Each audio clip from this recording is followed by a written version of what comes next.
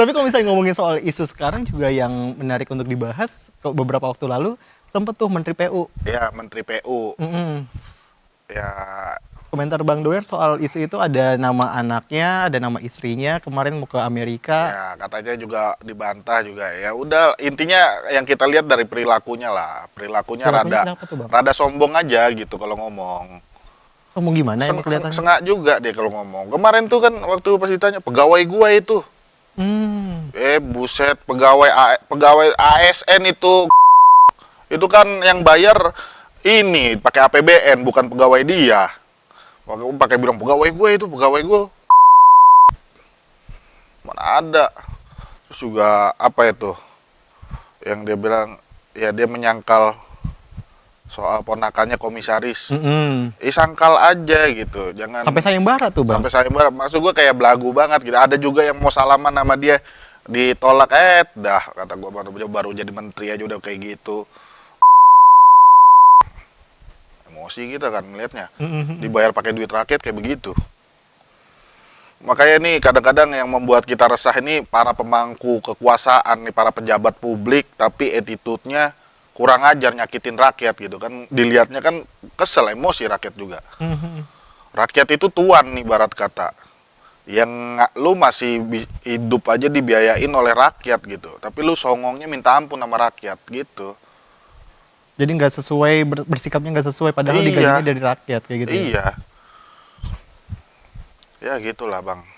Kalau ngomongin soal isu-isu yang sekarang juga yang ramai tuh apa sih, Bang? Yang kayaknya orang-orang tuh pada greget gitu loh. Greget dan harus semuanya nih harus bersuara lah, anak muda juga semuanya ayolah pada melek juga terhadap politik juga gitu kan. Sepenting apa sih, Bang, anak muda harus berpolitik? Anak muda harus berpolitik, bila perlu jadi wapres. Jauh. Wapres kan bagus tuh kan. Oke, anak muda. Iya. Itu contoh figur anak muda yang berpolitik, Mas Gibran. Oke. Walau dibantu ya, tapi bagus. Dibantu maksudnya gimana tuh? Ya kan dibantu ini bapaknya Untuk untuk jadi wapres. ya kan tetap dipilih masyarakat. Ya dipilih oleh masyarakat. Coba kalau bapaknya nggak jadi presiden, Mas Gibran tetap jadi tukang martabak. Bisa aja ya, Bang. Banyak Jimang lah Salim. anak muda yang kita lihat juga di pemerintahan. Ya harusnya emang harus diisi oleh anak muda gitu. Ada Seskap Teddy juga kan sekarang karirnya cemerlang gitu kan. Mm-mm. Bagus juga gitu. Jadi emang harus berpolitik ya anak-anak muda sekarang. Harus berpolitik anak muda. Dan saya juga kritik juga nggak cuman bukan yang emang wah semuanya pemerintah jelek, nggak ada. Saya banyak kok yang konten-konten saya yang memang apresiasi pemerintah yang memang bagus gitu kan. Banyak, Apa aja tuh? banyak ya kayak Pak Prabowo mengalokasikan 14T kalau nggak salah untuk 70 sekolah gitu kan. Terus Pak Prabowo untuk memberikan beasiswa untuk guru-guru biar sampai sarjana. Itu kita apresiasi, saya angkat duluan malah dibandingkan buzzer-buzzer pemerintah. Malah saya duluan yang angkat. Oke. Jadi ya saya itulah objektif lah, nggak semuanya jelek gitu nggak. Masih ada yang bagusnya juga. Bagus, apresiasi kok. Gitu. Jadi kalau misalnya anti pemerintah nggak juga ya, Bang? Nggak juga. Kalau kita kan pengennya pemerintah itu jadi lebih baik. Mm-mm. Goals kita kan pengennya jadi pemerintah itu jadi lebih baik. Bukan berarti pemerintah ini harus bubar, kan nggak kayak gitu goalsnya. Kalau misalnya ada yang menyalahartikan gimana, Bang? Itu di luar kuasa kita lah. Intinya kan kita menyampaikan pendapat kita ini, terserah orang nanggepnya kayak bagaimana, yaitu kapasiti orang masing-masing gitu. Kalau misalnya ngomongin soal isu-isu yang beredar juga, Apa? Bang Salim Doer kan juga vokal kayak gitu kan. Awal-awal banget tuh kontennya emang kayak gitu atau gimana sih, Bang? Emang kayak gini Bang, awal-awal emang kita resah aja. Dulu saya pertama kali ngikut awal-awal tuh sebelum konten tuh cuman nge-repost story doang. Oke. Kayak ada berita jelek cuman repost story, belum konten tuh. Oke. Pertama 2000 kali, berapa tuh, Bang? 2 tahun lalu. Oh, baru berarti ya. Yang Oke. ngebuat trigger saya tuh dulu Bang DJ Doni. Ini orang berani banget nih. Ya kan? Ini orang ngomongnya kasar, kok berani gitu. Terus kagak ngapa-ngapa. Gue coba deh ngonten juga. Kebetulan gaya bahasanya sama. Mm-mm. Karena kan kita orang Betawi kan. Kita lihat, wah, coba konten. Naik. Mungkin keresahan masyarakat sama dengan keresahan gue kali. Akhirnya itu, tapi sempat dapat ancaman kayak gitu nggak sih? Ancaman biasa, bos. Konten-konten kayak begini mah ancaman biasa. Ancamannya apa Ya aja, Bang? kayak entah di WA, DM segala macam. Di WA tuh maksudnya apa bentuk-bentuk isi WA-nya tuh apa, Bang? Kayak gua tahu lu lagi di sini, dikasih lokasinya apa segala macam. Ya itu udah biasa. Dikirimin foto gua, foto keluarga segala macam itu udah biasa. Cuman kan kalau kita main tahu udah kebal aja. Kalau dari DJ Duni kan atau influencer lain kan ada yang sampai diteror kayak gitu. Gue pernah sempet diteror waktu itu, dikirimin bom molotov. Kayak Bang DJ Doni juga, Bang DJ Doni itu dia di molotov dilempar. Oke. Nah kalau gue di lakban, suruh lempar sendiri, suruh lempar sendiri. Itu Jadi orangnya males. kejadiannya tahun berapa, Bang? Tahun kemarin, Sama berarti peristiwanya bareng, Oh, barengan. barengan sama influencer-influencer yang lain. Cuma gue mikirnya gini Bang, gue sih tidak, gue angkat konten itu, gue bilang yang meneror, gue bilangnya itu bukan pemerintah. Itu bisa jadi ada pihak yang memang diuntungkan ketika pemerintah dan influencer itu bersih tegang. Nah, Masih husnuzon ya. masih husnuzon. Ya kan kalau misalnya pemerintah bersih tegang sama influencer kan ada satu pihak lah pasti diuntungkan. Tegang juga dia. Astagfirullahaladzim. Kayak gitu. Terus kalau misalnya apa namanya konten-konten kayak gitu sempat dapat, kalau misalnya dari pemerintah sendiri ada yang sempat ngontak gak sih, Bang? Sempat ngontak. Ya, Kayak harus take down nih, kayak gini misalnya atau ya apa? ada beberapa tuh pasti ada. Cuman kalau gua kan kagak gua ladenin. Oh, tetap aja tuh jalan. Iya. Banyak yang gua katain minta take down tapi gua bilang emang gua sebel aja sama nih menteri gitu kan. Kagak gua take down. Oke. Biarin aja. Tapi aman, Bang? Aman. Atau ada ancaman Nggak lagi? ada. Nggak ada. Yang terbaru apa? Nggak ada ancaman sih sejauh ini. Nggak ada, cuma diminta take down. Nggak. Itu juga udah lama banget. Oh, itu kasus apa waktu itu, Bang? Apa ya? Ya kalau saya sih sebenarnya banyak yang saya nggak bisa angkat kan, kayak ada beberapa yang memang orangnya baperan gitu ya, saya nggak ada, cuman Siapa? saya nggak sebut. Nanti anda mancing-mancing saya sebut gimana sih? Siapa sih emang, Bang? Cuman ada lah Oh, intinya. ada. Ya intinya kalau saya tuh fokusnya itu mengkritisi kebijakan dan statement dia sebagai pejabat publik. Saya nggak masuk ke ranah personalnya. Kayak menteri, misal contoh Menteri Bahlil, yang saya kritisi dia adalah kebijakan dan statement sebagai pejabat publik, bukan personalnya dia. Mau dia orangnya kayak gimana bodo amat gitu kan. Yang penting lu sebagai pejabat publik, lu yang disorot publik, kacamata itu yang saya ambil, yang saya kritisi gitu loh. Ya lu mau punya ani-ani berapa itu gua nggak masuk ke situ deh. Emang ada, Bang, yang punya aneh-aneh? Ya kan kita nggak tahu. We Oke. never knows. Namanya orang, namanya orang butuh aja. Oh, Cuman berarti kan, Bang Salim punya? ya kalau saya emang enggak. Oh, enggak. Saya enggak. Jadi yang Akun punya IG siapa? saya tuh itu Apa tuh? cuman sekedar status aja tuh, Kementerian Pemberdayaan Ani-ani. Jadi yang punya siapa ya, Bang? Pasti ada lah pejabat-pejabat punya ani-ani. Emang masnya nggak pernah ke tempat pijit nggak pernah? Oh, nggak pernah. Tempat pijit kan biasanya plat merah mulu, Pak. Oh, saya nggak tahu tuh di mana aja tuh. Iya. Ya ani-ani itu, Mbak, apakah salah pejabat punya ani-ani? Nggak salah, Bos. Itu bantu UMKM. Oke. Iya, itu membantu UMKM. Kita membantu Pak Purbaya untuk menghidupkan UMKM. Ekonomi berputar. Coba satu ani-ani dia bisa ngasih anak, ketika dikasih duit dia bisa ngasih anaknya sekolah, kan dia pasti janda. Ya kan? Atau dia bisa ngasih orang tuanya. Bener gak? Oke. Ini berkah, Bos. Jadi ekonomi itu berputar. Nah, si ani-ani ini dia punya uang, dia belanjakan lagi ke pasar. Ya kan, dia belanja warteg, dia belanja Indomaret, atau dia belanja apapun itu. Ekonomi nanti berputar lagi, sektor real.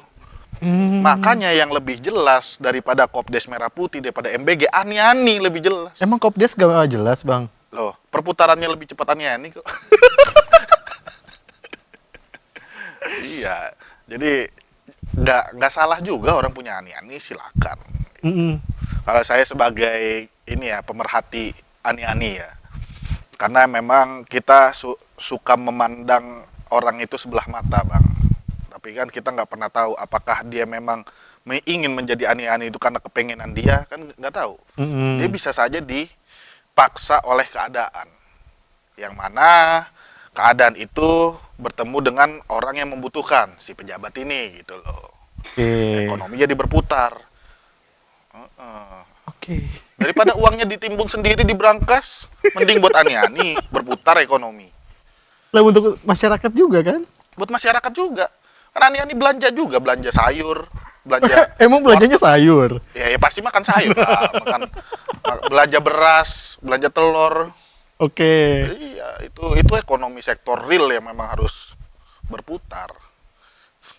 Saya sampai speechless ini.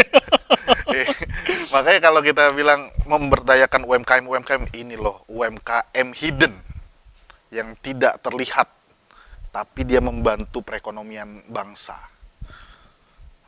Saya bingung nih harus nanggepinnya kayak gimana. Ini cuma lucu-lucuan aja ya, jangan serius. Nah, kalau misalnya ngomongin ngomongin soal isu-isu sekarang kan banyak juga itu yang bisa dikritik-kritikin kayak gitu kan. Banyak. Setiap hari kayaknya pasti ada aja lah, Bang, berita. Capek nggak sih, Bang? Sebenarnya capek. Saya tuh pengennya konten komedi aja lah sebenarnya. Tapi emang kita lihat buka berita, aduh berita ini lagi, berita resah juga, keresahan. Ya udah kita angkat jadi konten gitu. Dan kebetulan ya keresahan publik sama gitu keresahannya. Ya udah kita bareng-bareng dah gitu.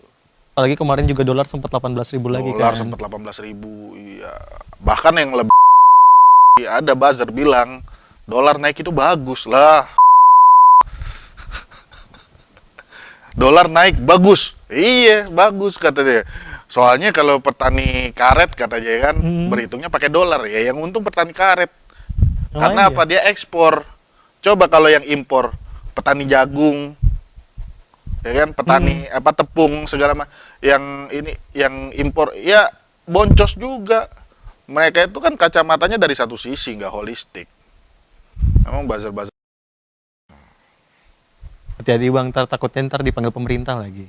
Oh, kalau saya kan memberikan masukan ke pemerintah, carilah buzzer yang kompeten gitu loh. Kalau nyebokin, jangan ngawur. Kalau nyebokin, jangan pakai argumen indukan ayam. Maksudnya gimana tuh? Ada buzzer debat sama Bang Ferry Amsari pakai argumen indukan ayam. Yang ngerti dia doang. Publik agak ngerti. Iya, mending kalau dipanggil jadi komisaris, ini mah kagak. Tapi ada niatan, Bang, untuk bagus-bagusin kayak gitu? Apa bagus-bagusin? Kalau kebijakannya benar saya bagusin kok. Pemerintah mah kagak perlu disuruh. Gak perlu jadi buzzer? Nggak perlu jadi buzzer. Kalau kita kan objektif aja, Bang. Kalau misalnya ada kebijakan yang pro rakyat, yang emang bagus, ya kali kita tetap jelekin, kan enggak. Kalau tetap kita angkat bagus lah. Gitu. Kayak misalnya ada MBG nih, amplifikasinya bagus, kayak prasmanan, guru bisa ikut makan, makanannya steril. Ya kita angkat, kita bagus, kita bilang ini baru jadi contoh buat SPPG lain. Kayak gitu saya mah. Nah, kecuali kalau ada MBG, semangkanya setipis, lelenya segede cupang. Nah, itu baru kita maki-maki. Lu yang bener aja lu, ini duit rakyat, lu kasih makan anak orang kayak begitu. Nah, itu ya operasionalnya yang saya kritisi gitu loh. Jadi kalau misalnya emang benar, ya diapresiasi, kalau enggak, itu kan suatu hal yang wajar. Kadang-kadang saya ngangkat konten apresiasi, saya dibilang cair. Aduh. Oh, cair itu maksudnya dapat duit. Dapat duit. Padahal cair. Padahal iya, enggak. Iya. Enggak lah. Masa kita apresiasi yang bagus kita bilang dibilang cair, ya nggak bisa begitu. Kita tuh sebagai masyarakat juga harus fair. Nggak semuanya yang dari pemerintah itu jelek. Dan nggak semuanya bagus juga. Ya imbang aja. Walaupun lebih banyak kritiknya. Karena kan sebenarnya kritik itu kan untuk perbaikan, bukan berarti benci. Kritik saya kagak ada, udah urusannya personal nggak ada. Lu mau rumah tangga lu kayak gimana, kayak mau apa, kayak urusan lu dah. Kalau kita tuh ngatain dia sebatas kebijakan publik sama statement dia sebagai pejabat publik, udah. Sisanya udah tuh nggak ngurus. Iya, terserah lu mau punya selingkuhan berapa kayak pejabat atau bodoh amat kita mah. Itu ranah privasi, kita nggak pernah masuk ke kamar orang. Gitu, Pak. Makanya nyentuhnya kalau misalnya kebijakan salah langsung. Langsung. Banyak kok pejabat yang punya aneh-aneh apa, nggak pernah gue kritik. Biarin aja, itu manusiawi. Selagi dia membantu UMKM ya kita support aja. Ke situ lagi saya speechless kalau udah ke situ. Tapi gue paling respect sama Roy Suryo sih. Kenapa tuh? Roy Suryo itu apapun isunya dia tetap ijazah. Dia konsisten.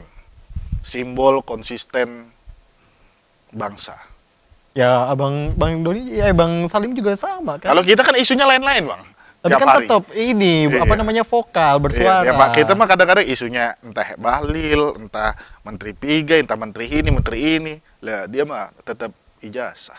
Tapi kalau misalnya ngomongin di pemerintahan tuh menteri ada nggak sih yang menurut Bang Salim itu kebijakannya oke kayak gitu?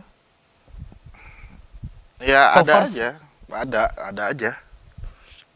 Ada Siapa? lah. Siapa ya? Boleh sebut nama nggak? Lupa saya juga. Kan yang bagusnya. Iya, lupa juga. Even Bahlil pun saya pernah puji bagus. Oh iya. Iya, bahwa Bahlil waktu pas dulu ya, waktu pas harga BBM kita paling rendah di Asia Tenggara, itu saya puji Bahlil bagus pada saat itu. Sekarang BBM naik. Gitu. Cara mengkritiknya emang keras seperti itu ya? Iya. Kalau kita kan emang bahasa jalanan aja, Bang, bahasa nggak sekolah. Dan kebetulan masyarakat lebih suka kali ya bahasa yang ceplos-ceplos gitu dibandingkan bahasa-bahasa yang rapi gitu. Walaupun banyak buzzer juga yang nyerang, Bang. Ya elah, buzzer nyerang juga kayak dikelitikin, Bang. Bukan level kita juga. Buzzer juga kalau dikumpulin jadi satu, lawan saya sendiri juga nggak ada apa-apanya, Bang. Mereka kan ya pemerintah jelek dipaksa bagus dicebokin gitu. Ya masyarakat enak juga ngeliatnya kan. Ya mau sampai kapan sih lu nyebokin pemerintah gitu kan? Ya kalau jelek ya lu kritisi dong gitu. Kalau emang bagus ya baru lu apresiasi gitu. Objektif aja. Tapi so far kalau misalnya ngomongin ini kan 2026 ya. 2026. Hampir 2 tahun dari kepemimpinan Presiden Prabowo Subianto dan juga wakilnya Gibran. Gibran Raka Buming. So far kalau 1 sampai 10 nilainya? Karena masih proses ya. Ya 7 lah. 7. 7 lah. 7. Presiden Jokowi kan 7. Kan presiden yang saat ini. Representatif. Oke. Kelanjutan Presiden Jokowi. Nggak salah dong. Nggak salah. Cuma kan kita ngebahasnya lagi Presiden Prabowo. Iya, 7 lah, 7. 7. Iya. Dari penanganan hukum? 7/100. Enggak lah. 7/10. Penanganan hukum jelek sih. Jelek sih. Banyak fenomena anak muda dikriminalisasi. Oke. Banyak profesional yang memang ahli di bidangnya di penjara. Nah itu fenomena di zaman Presiden Prabowo saat ini. Penegak hukumnya ugal-ugalan. Banyak, kita udah nggak perlu sebut deh. Dari mulai Tom Lembong, ya kan? Tom Lembong, terus Nadiem, Ibam, profesional di Pertamina yang dikriminalisasi, terus Amsal Sitepu, terus yang paling baru lagi ada Niko Wijaya. Ini Niko Wijaya paling kesian menurut saya. Dia ini direktur BRI Venture, yang mana tugas dia memberikan investasi ke perusahaan-perusahaan startup yang berpeluang untuk maju. Pada saat itu dia invest ke Tanihub, perusahaan startup. Oke. Dan Tanihub ini diproyeksikan akan maju. Nah dia mengambil kebijakan untuk menginvest Tanihub. In the end Tanihub rugi. Nah kebijakan dia yang invest ke Tanihub dianggap merugikan negara. Dan dia dipenjara akan hal itu. Kan Niko Wijaya bukan dukun, bos. dia menginvest, perhitungannya ada. Tapi kalau seandainya rugi, ya we never know. Dia bukan paranormal gitu loh, tapi di penjara. Gitu. Kayak misalnya masnya jadi direktur perbankan, terus saya minjem uang Oke. ke masnya. Saya minjem 20 juta, saya galbay habis itu. 20 juta itu jadi kerugian negara yang dibebankan kepada mas. Gimana? Nah, itu jadi rancu penegak hukum ini kayak cuman ngejar KPI atau kayak pengen cari muka ke presiden atau gimana gitu. Oh, udah hukum ini gitu. Apalagi Amsal Sitepu. Yang video editor itu Video ya? editor. Siapa yang mau ngedit gratis, Bos? Masa ngedit gratis di penjara? Penegak hukumnya. Gitu loh. Ini industri kreatif yang mana nilainya juga ya yang punya kreativitas itu yang menilai gitu loh. Dia mau pasang harga 4 juta kayak buat ngedit, 5 juta, 20 juta itu hak dia. Tergantung kreativitas. Ini dihargain 0 rupiah kan negara kayak begitu. Begitu juga kasus Pertamina. Profesional yang mana dia lulusan luar negeri, hebat gitu kan. Menangani Pertamina hingga negara untung bertriliun-triliun, tapi dikriminalisasi. Dianggap oplosan lah segala macem. Pada saat persidangan nggak pernah ada itu oplosan yang merugikan negara 285 triliun. Ini apa? Penegak hukum apa ini? Begitu juga Nadiem, Ibam tuh yang cuman memberikan rekomendasi, ini bagus loh Chromebook ini, di penjara. Gak ada kerugian di situ. Tuh gimana? Apalagi Ibu Ira Puspadewi. Nah, fenomena penegak hukum menurut gua pada saat ini negara saya. Kalau kita bandingkan dengan Febri, penegak hukumnya yang udah tersangka tapi belum ditangkap. Ini nih orang-orang ini yang dikriminalisasi ini. Baru beberapa jam aja langsung tersangka, langsung ditangkap. Gitu. Tapi Febri sekarang orangnya mana? Gak pernah kelihatan di publik. Makanya kalau masnya nanya kalau soal penegakan hukum, gue bilang 0/100. 0. 0. Gitu. Dadan pun sekali dadan pun menurut gue juga menghukum dia itu telat. Negara udah rugi berapa lama dan sering kali dadan bohong dan itu dibiarin aja gitu. Kayak waktu pernah bohong di kabinet, siapa 19.000 ekor sapi disembelih, 1 anak 1 lele.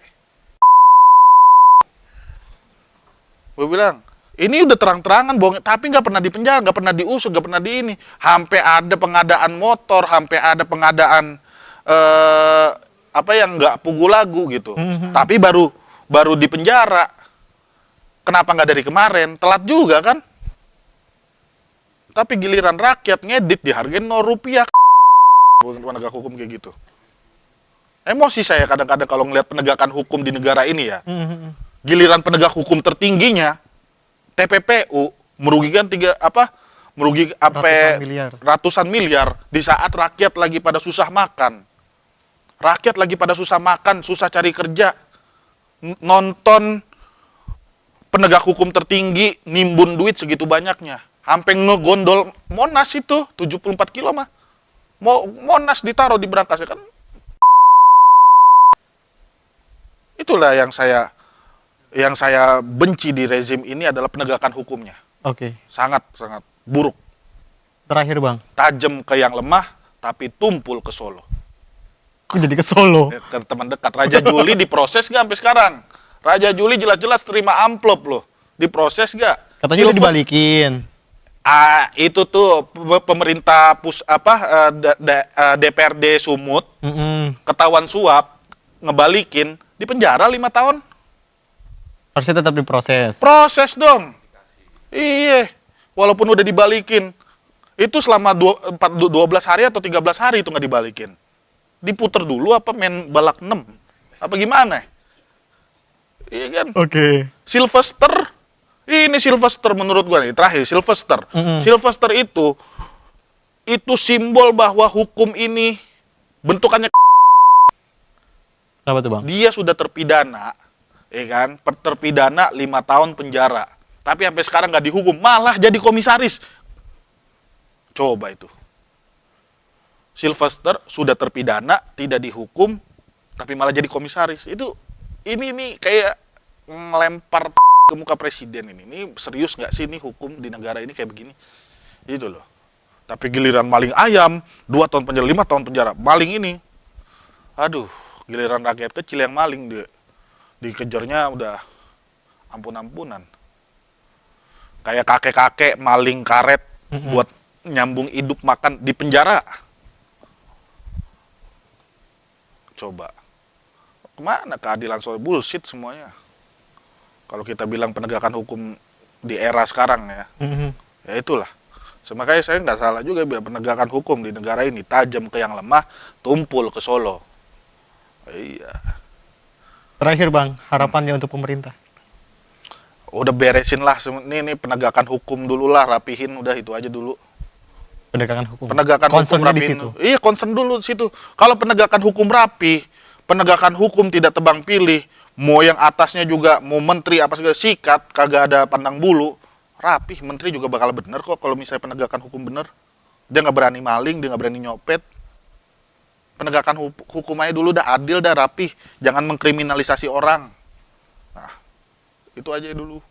Concern terhadap penegakan hukum dulu. Iya. Nanti setelahnya itu bisa rapi kayak Pelan-pelan lah diatur gitu loh.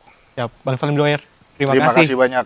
sudah mau diundang ke Terima iJus. kasih. Itu tadi Sobat iJus perbincangan kita. Semoga apa yang disampaikan tadi bisa didengar juga oleh pemerintah. Thank you for watching. Sampai jumpa.